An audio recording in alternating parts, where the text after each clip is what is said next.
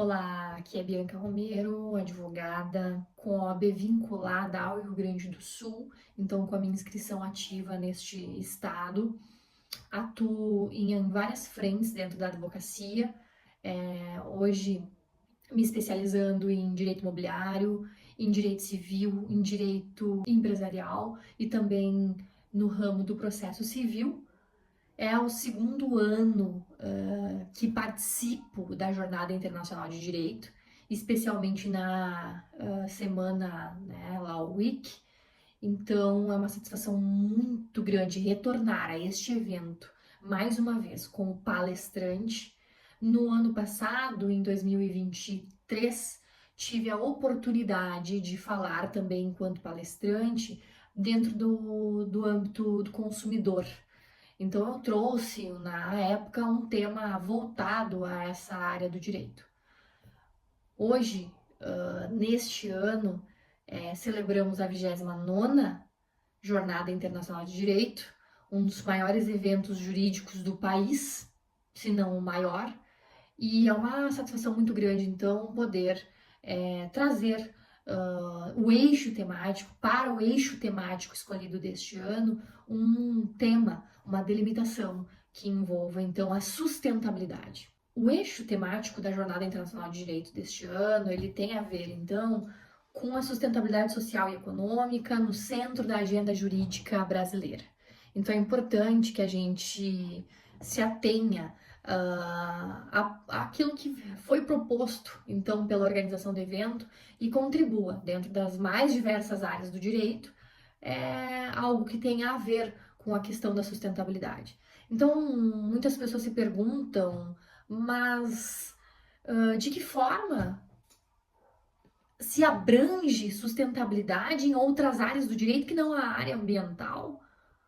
E aí nós precisamos, então, refletir que a sustentabilidade, na verdade, não está em apenas em uma matéria dentro do âmbito jurídico, mas sim em todas.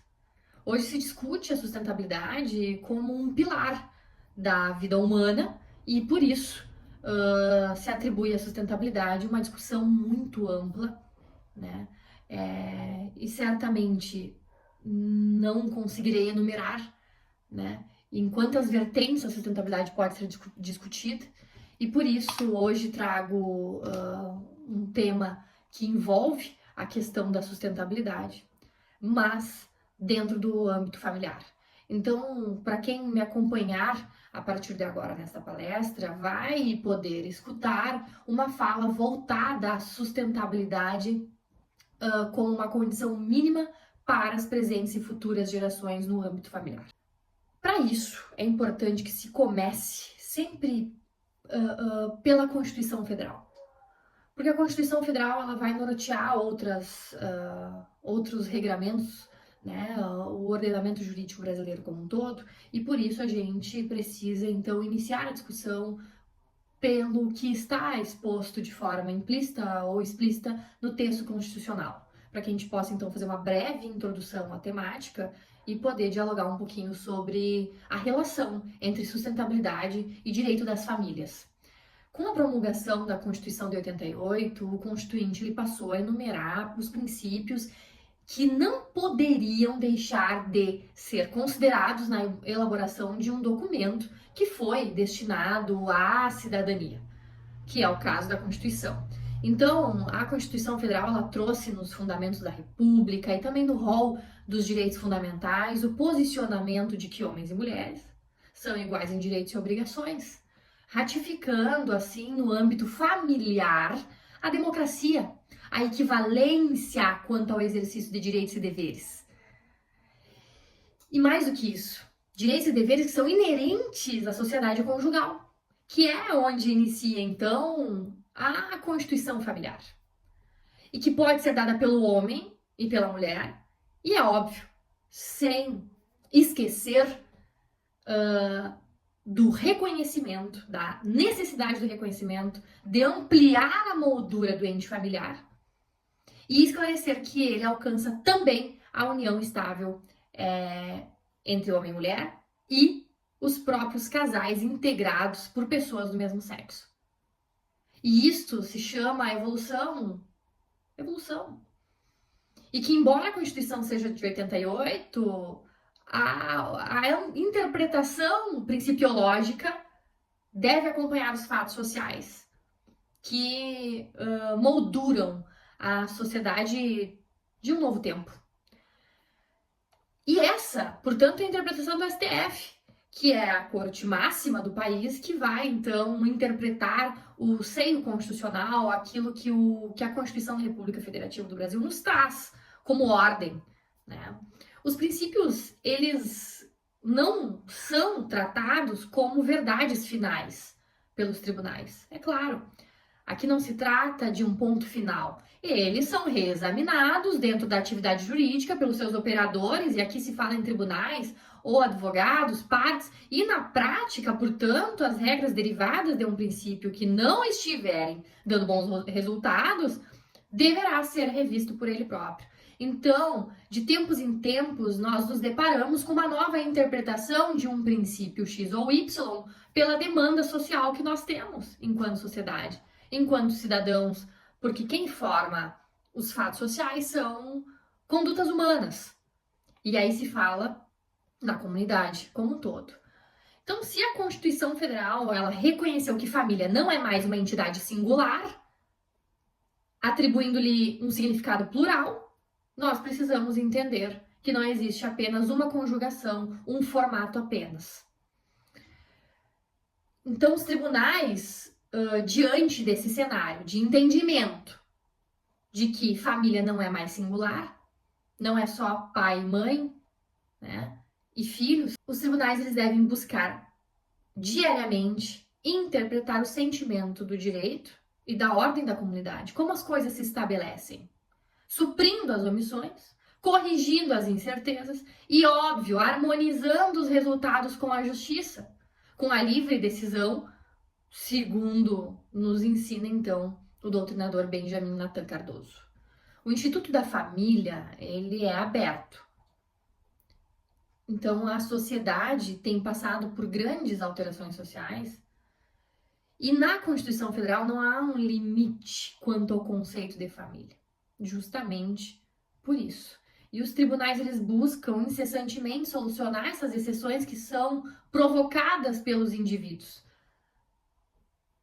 procurando cumprir a tarefa que a Constituição Federal atribuiu ao Judiciário, que, ao ser provocado, precisa decidir, mesmo que a lei não consiga suprir todos os fatos que chegam até os tribunais, até o Poder Judiciário, a gabinete de juízes, ao Ministério Público, às defensorias públicas.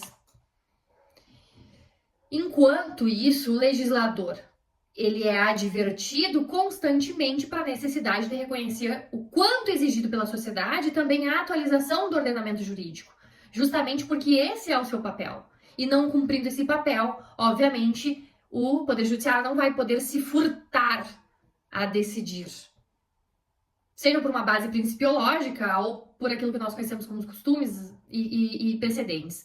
O STF e o STJ e as demais cortes, no que diz respeito a questões que envolvem o sentido de família, limitaram-se à observância dos princípios constitucionais e também jurídicos que são aplicáveis e levando em consideração a interdisciplinariedade. Para questões que envolvem famílias, justamente porque são demandas muitas vezes complexas que demandam análise mais interdisciplinar, inclusive aqui citando a própria área da ciência da psicologia, né? As ciências sociais, justamente porque o tema que envolve direito das famílias é um tema plural e, sobretudo, trata de relações humanas, o que não traz uma lógica em si. Então, eu convido vocês que assistam a essa palestra a prestarem atenção quanto aos aspectos de importância, né, desta fala de hoje no que diz respeito ao cuidado e, finalmente, a sustentabilidade das relações familiares. E aí, antes de falar em sustentabilidade, é necessário que se fale sobre o cuidado, porque o cuidado ele tem a ver com as relações humanas e com proteção à vida, seja para sanar doenças antigas, seja para prevenir doenças futuras. Então é claro que nas relações humanas se tem muito mais do que cuidado. Existe o respeito, a atenção, o apoio, a solidariedade, a compreensão, o afeto. Enfim, atitudes que são marcadas pela reciprocidade, um termo que nós temos utilizado e muito atualmente para firmarmos relações uns com os outros. Hoje não é possível se falar de uma relação humana que não tenha reciprocidade. Até para um conflito é necessário que haja uma reciprocidade de ânimos aflorados. Então a reciprocidade ela vai estar sendo marcada por vários sentimentos e ações para que isso possa reger uma relação humana entre duas ou mais pessoas. Então expressam implicitamente tais atitudes como o cuidado, como a solidariedade, como a compreensão, o afeto, a atenção, o respeito como base para uma relação humana, estão inseridas dentro da Constituição Federal, ainda que o Constituinte ele não se refira de forma expressa, acabou por inserir o princípio de cuidado na redação de normas, especialmente ao direito das famílias. Então, atualmente, incorporado ao texto constitucional, a figura do cuidado se deu em conformação familiar às figuras da união estável, da família monoparental, da mesma forma que a Constituição Federal também se atentou para a necessidade de proteger o idoso, deixando de lado a ultrapassada ideia de que apenas do casamento deriva a família. O que hoje sabe-se que não é. Muito pela também discussão da socioafetividade, que é reconhecida dentro dos tribunais e tem sido cada vez mais comum nas mesas de juízes, novos casos, né? Novas leads envolvendo o reconhecimento da socioafetividade pós-mortem, inclusive, afirmando, portanto, que o Estado deve proteger, sem especificar esta ou aquela forma constituída da família. E aqui, proteção, cuidado. Tanto o Estado, na verdade, quanto a sociedade, eles devem adotar medidas de cuidado em favor das famílias, inclusive cuidar de não interferir no planejamento familiar. Adotado por duas ou mais pessoas, independentemente do seu sexo, uma vez que deve ser de livre decisão das pessoas, não havendo chance para intervenção coercitiva oficial ou privada em relação à Constituição ou planejamento familiar. Então é importante essa discussão, porque o cuidado muitas vezes não está atrelado à intervenção assim ou assada, mas ao cuidado muitas vezes de não fazer, de não interferir. A própria luta pelo reconhecimento de direitos antes não previstos pode ser afirmada também decorrente do cuidado daqueles que perceberam a necessidade de defender a declaração do seu direito, né, do direito constitucional, legal, jurisprudencial, porque hoje existem várias bandeiras, várias tribos que defendem direitos diferentes, e inclusive dentro dessas essas tribos podem estar em conflito com outras. Então nós temos esse direito assegurado de declarar qual bandeira nós queremos seguir, né? E defender os direitos que esta bandeira possui. Se não fosse a defesa, por exemplo, um exemplo prático do concubinato na doutrina e também nos tribunais, não se teria chegado à união estável e à admissão dos efeitos que ela produz. Então, um exemplo muito prático, para se ter alcançado a união estável, nós precisamos de muitas discussões doutrinárias, também de aplicações principiológicas, para que a gente pudesse, então, chegar, né, do concubinato à união estável e aos seus efeitos que essa união produz. O mesmo se dando quanto à união estável entre pessoas do mesmo sexo, que ainda é recente decisão do STF, como caracterizadora de família. E são decisões recentes para assuntos, para fatos que são comuns há muito tempo em nossa sociedade. Chegando finalmente à delimitação do tema da minha fala de hoje com relação à sustentabilidade como condição mínima para as presentes e futuras gerações no âmbito familiar, é necessário que se diga o porquê a sustentabilidade está intimamente ligada, atrelada dentro do direito das famílias. A sustentabilidade, na verdade, ela pode e deve ser conhecida como um dos principais frutos gerados que uma família pode deixar aos seus pares, aos seus entes. Para falar de sustentabilidade, é necessário conceituá-la segundo a revista ESPM, onde está exposto que a sustentabilidade ela significa sobrevivência e ela pode ser entendida como a perenidade dos empreendimentos humanos e do planeta. Por isso, o desenvolvimento sustentável, ele implica planejar e executar ações, sejam elas de governos ou de empresas, sejam elas locais, nacionais, internacionais, globais, levando em conta as dimensões econômicas, sociais, ambientais e sociais. E é muito comum que a gente ouça falar de sustentabilidade com relação a esses pilares. Embora se cuide do conceito de sustentabilidade no qual se refira à sobrevivência, meio ambiente e circunstâncias sociais, e não exista nela a referência à família ou a ente familiar como um aspecto no que diz respeito ao qual também se impõe a consideração de sustentabilidade.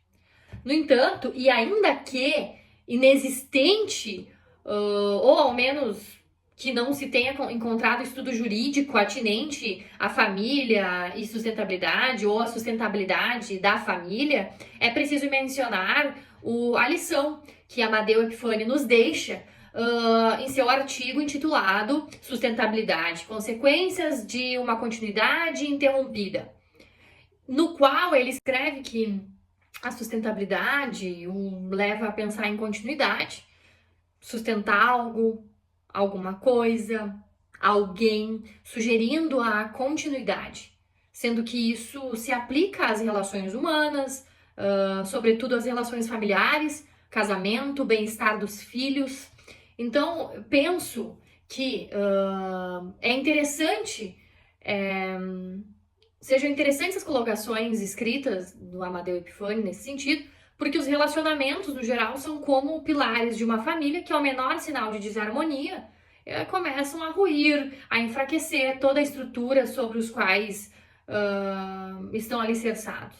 Então, para que as construções, ou para que a construção das famílias não sofra comprometimento, é necessário que seja dada a manutenção diária devida, a manutenção que está intimamente ligada à assiduidade, à frequência, à continuidade, sob pena, óbvio, de que os laços paternais não sejam suficientes para a sustentabilidade das famílias. Então é importante que a gente reflita sobre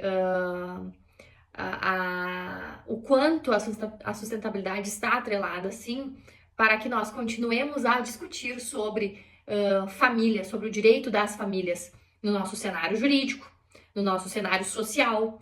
Então, a sustentabilidade familiar, ela dá a continuidade dos laços entre os integrantes do grupo familiar e o que de bons frutos nele possa ser produzido em termos de educação, orientação, amadurecimento, boa intenção dos filhos, das crianças e dos adolescentes que são criados em lares constituídos pelos mais diversos formatos de famílias. É fato que a sustentabilidade ela vai depender do cuidado empregado na educação e na formação das crianças e também dos adolescentes, aí até a própria maneira como os próprios genitores vão exercer a sua relação afetiva própria, em um exercício de cooperação e respeito mútuos. E daí a importância da aplicação dos princípios para a resolução de casos que são mais complexos e batem à porta do Poder Judiciário, porque os princípios, embora sejam reexaminados de tempos em tempos, eles permitem o delineamento das indicações sobre consequências jurídicas de cada caso. Isso porque o sistema regrado, muitas vezes, o ordenamento jurídico como um todo, ele é insuficiente. E aí nasce a importância dos princípios da origem das ciências jurídicas e também de outros ramos aqui, falando sobre a interdisciplinaridade de novo, com um expressivo valor, especialmente para a psicologia, que faz parte das ciências sociais, justamente para analisar situações que são imprevistas, Hoje nós nos deparamos muito com casos de indenização por danos morais nas relações paternos-filiais. Nós também nos deparamos com um recorde de casamentos homoafetivos. Então, relações humanas geram fatos que muitas vezes o ordenamento jurídico ele não vai alcançar. E aí nós precisamos ter uma base principiológica constantemente reexaminada para dar conta de tudo isso quando chega uma discussão nova dentro dos tribunais, dentro do Poder Judiciário. Para concluir, o que eu efetivamente me propus a expor é a importância que o cuidado assumiu na apreciação da Constituição Federal em relação à pessoa e tudo quanto ela diga a respeito no âmbito familiar, principalmente, sendo que tanto a doutrina quanto a jurisprudência vem de uma forma explícita, implícita, dando ao tema o relevo que ele comporta, em efetivo reconhecimento e preocupação de criar uma condição de sustentabilidade para as atuais e futuras gerações no âmbito familiar, para que as famílias, para que o direito das famílias, que é uma área plural, possa continuar existindo e dela novos frutos sejam colhidos em favor, né, da sua existência e da importância que as famílias têm no cenário humano, né? E aí a gente fala aqui no cenário social, sobretudo. Eu quero agradecer mais uma vez ao convite que recebi da organização do evento da Jornada Internacional de Direito, este ano com o eixo temático da sustentabilidade sendo discutida no cenário jurídico brasileiro, e o quanto a sustentabilidade se aplica às mais diversas, variadas áreas da ciência jurídica como um todo, e o quanto tem se discutido sobre isso, para que a gente possa, então, dar continuidade, como eu falei, dentro do tema que eu trouxe, né, das famílias. Então, agradeço mais uma vez, é uma satisfação muito grande poder retornar a este evento como palestrante novamente. Fico à disposição, né, para conversar, dialogar sobre esse tema, sobre outros temas também, para todos os acadêmicos, para todos os colegas profissionais que operam direito diuturnamente também. Então, um abraço a todos, muito obrigada pela escuta, pela audiência. Desejo a todos uma boa jornada internacional de direito.